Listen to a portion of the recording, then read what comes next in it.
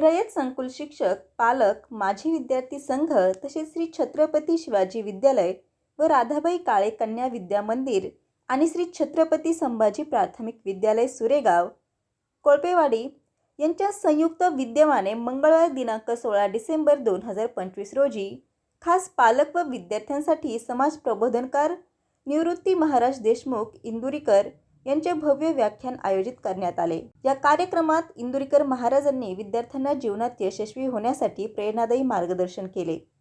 घरची परिस्थिती गरीब आहे म्हणून मी शिकत नाही हा पर्याय चुकीचा आहे। सातत्याने कष्ट केले, प्रयत्न सुरू ठेवले आणि शिक्षकांचे योग्य मार्गदर्शन घेतले तर यश नक्की मिळते, असे परखड शब्दात त्यांनी सांगितले। त्यांच्या विचारांनी उपस्थित विद्यार्थी व पालक भारावून गेले। कार्यक्रमाच्या वेळी रयत शिक्षण संस्थेमार्फत देण्यात येणारे आदर्श विज्ञान पुरस्कार व शरद पवार फेलोशिप विद्यार्थी संशोधन पुरस्कार प्रदान करण्यात आले। शिवाजी विद्यालयातील श्री योगेश सावळा सर यांना आदर्श विज्ञान पुरस्काराने गौरवण्यात आले, तर संभाजी विद्यालयातील श्री बोंबले सर यांना शरद पवार फेलोशिप अंतर्गत विद्यार्थी AI प्रोजेक्टसाठी सन्मानित करण्यात आले।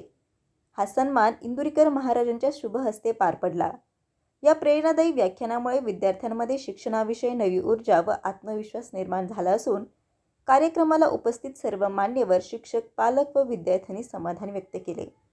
संवाद महाराष्ट्रासाठी रवी वाघडकर, कोपरगाव। तुम्हाला पहिल्यांदा एक वाक्य सांगतो, घरची परिस्थिती गरीब आहे म्हणून मी शिकत नाही हा पर्याय चुकीचा आहे।